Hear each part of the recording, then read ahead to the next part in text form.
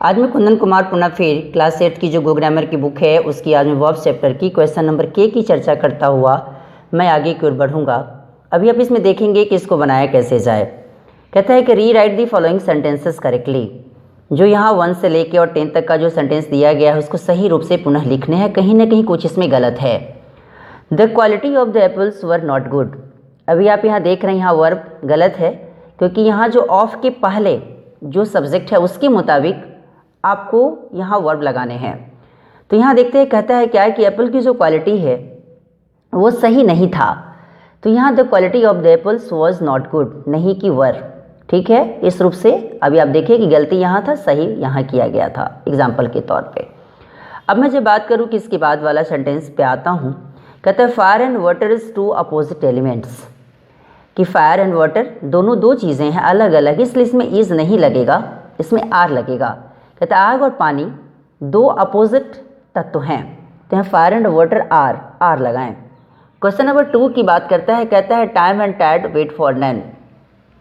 ये time and tide wait for none, ये अगर देखा जाए तो यहाँ ये गलत क्या है कि वेट्स, यहाँ पे वेट गलत है, वेट्स लगाना सही होता है। Time and tide waits for none, कि समय और भाटा किसी का इंतज़ार नहीं करता, किसी के लिए भी इंतज़ार नहीं करता वो। अब कहता है कि the necklace along with the earrings were insert. अब कहता है कि द नेकलेस और साथ साथ ईयरिंग्स वर इंसर्ट।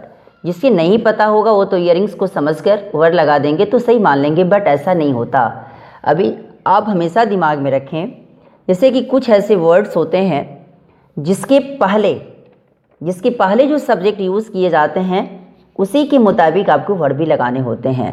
जैसे कि अभी आप यहाँ जो वर्ड आप देख रहे हैं अलॉन्ग विथ के पहले जो सब्जेक्ट जो सिंगुलर है, सिंगुलर के आधार पे ही आपका वर्ब इसमें सेट होगा। जैसे अलॉन्ग विथ हो गया, टुगेदर विथ हो गया, विद हो गया, इन एडिशन टू हो गया, एंड नॉट हो गया, एक्सक्लूडिंग हो गया, बट हो गया, बिसाइड्स हो गया, एक्सेप्ट हो गया, etcetera.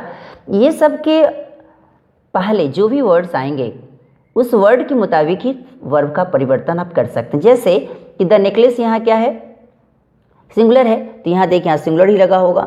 The necklace along with the earrings was insert, देख रहे ना यहाँ पे, यहाँ वॉज है, इसे वर नहीं माने, इसे वॉज माने।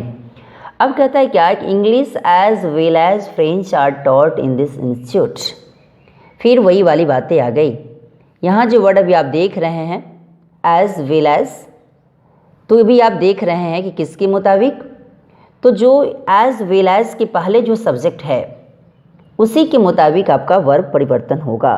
कहता है कि English as well as French is taught in this institute, नहीं कि आर। ठीक है, इंग्लिश के तरह ही फ्रेंच भी इस इंस्टीट्यूट में पढ़ाए जाते हैं। कहते हैं क्या है कि the United states have a new president. आपको लगता होगा कि स्टेट्स है तो इसलिए प्लूरल मान लें, नहीं, ये किसी का नाम है। तो the United states has a new president. अभी आप यहाँ देख रहे हैं लिखा भी है कि यूनाइटेड स्टेट्स के पास कैसा, तो एक नया प्रेसिडेंट है। अब कहता है क्या कि 5 kilometres are a long distance to walk. ये 5 किलोमीटर्स की मैं जब बात करूं तो भी आप इसे समझिए किस प्रकार का जो ये क्या है, तो एक प्रकार का यूनिट है। तो जब इस प्रकार का जब यूनिट जब भी कभी दिखाई दे तो इसके साथ हमेशा सिंगुलर ही लगाएं। जैसे 5 kilometres is a long distance to walk.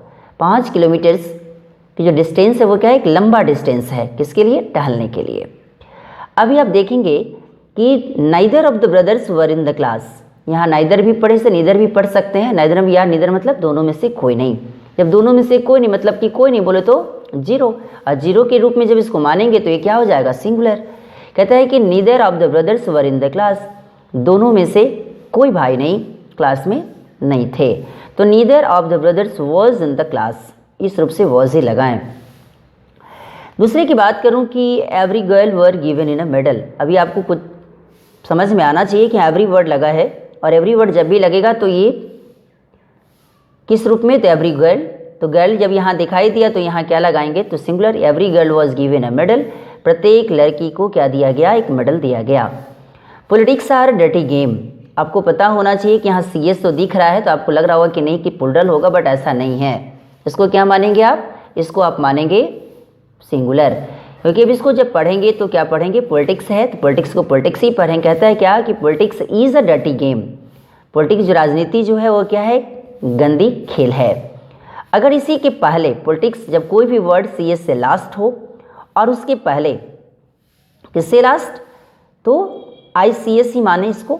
I C S किसी किसी बुक में अब अलग अलग प्रकार से दिया हो सकता है, लेकिन इसे आई सी एस ही माने, वो ज़्यादा सही है। तो क्या जब कोई भी वर्ड अगर आई सी एस से लास्ट हो और उसके पहले किसी भी प्रकार का कोई एडजेक्टिव दिखाई दे तो उस रूप में हमेशा वो क्या होता है? तो हमेशा वो प्लूरल बनेगा। लेकिन अभी आप जो यहाँ जो वर्ड अभी आप देख रहे हैं तो ये क्या है? तो ये सिंगुलर ही है। ठीक है। कहते हैं क्या कि जब कोई भी वर्ड किससे, तो अभी आप देख रहे हैं कि विषय के नाम के पहले हो, या जब कोई भी वर्ड अगर आई सी एस से लास्ट हो तो उसके पहले हो, तो जब कोई भी प्रकार से अगर एडजेक्टिव दिखाई दे देता है तो उसके साथ हमेशा हम क्या लगाते हैं? तो प्लूरल। लेकिन ऐसी बात है नहीं, तो अभी आप यहाँ देख रहे हैं, इसलिए मैंने इसे सिंगुलर ही माना है। Politics is a dirty game. अब जरा से मैं बात करूँ कि नीचे वाला क्वेश्चन की, ईदर ही और आई आर रॉन्ग।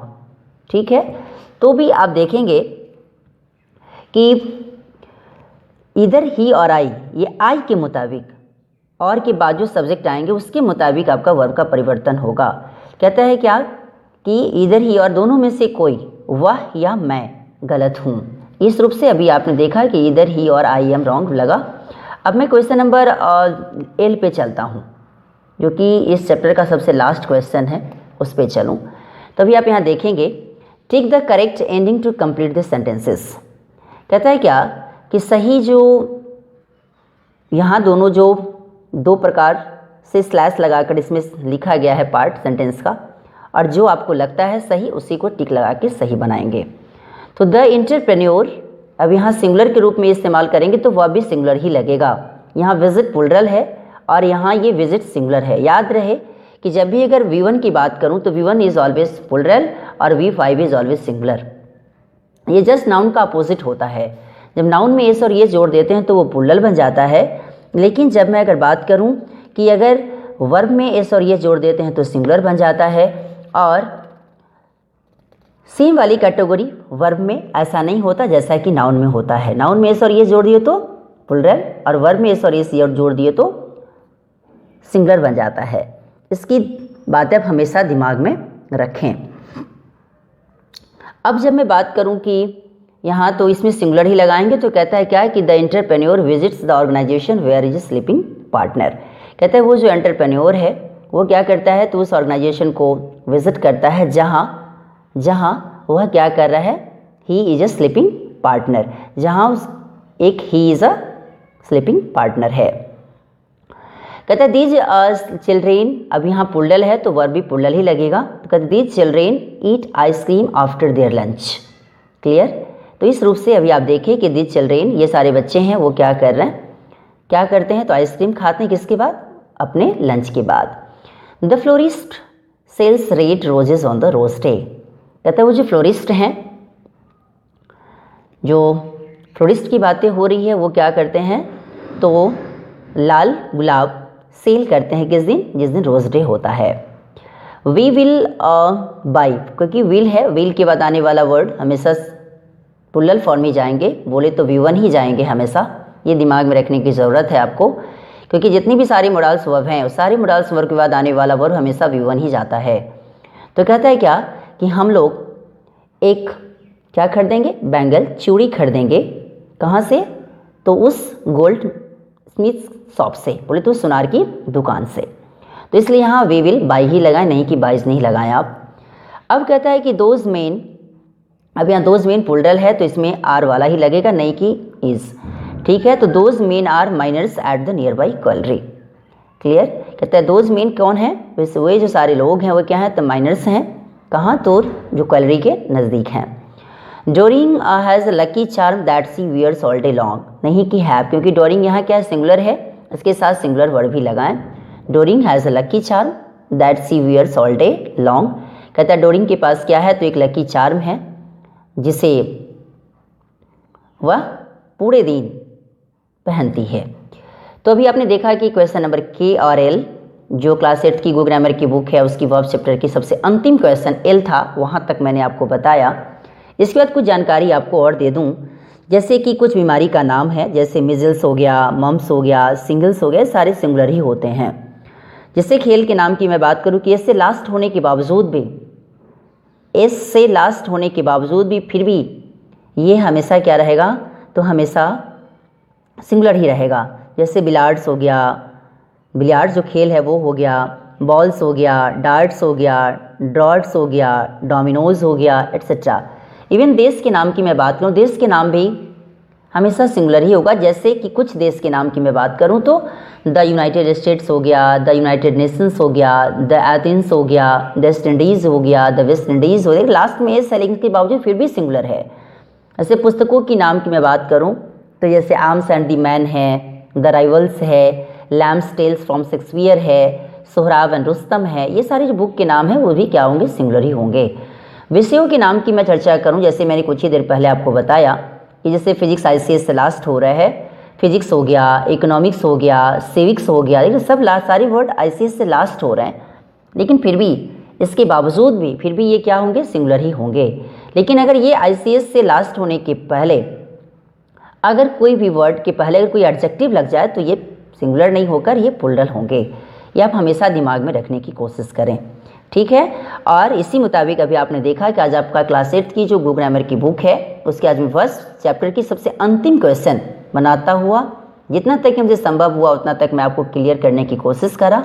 और ये वीडियो आपको कैसा लगा इसके बारे में लाइक, सब्सक्राइब एंड कमेंट करना न भूलें, से शेयर भी करें ताकि ज़्यादा से ज़्यादा बच्चा इसे देखकर कुछ सीख सके। Thanks a lot.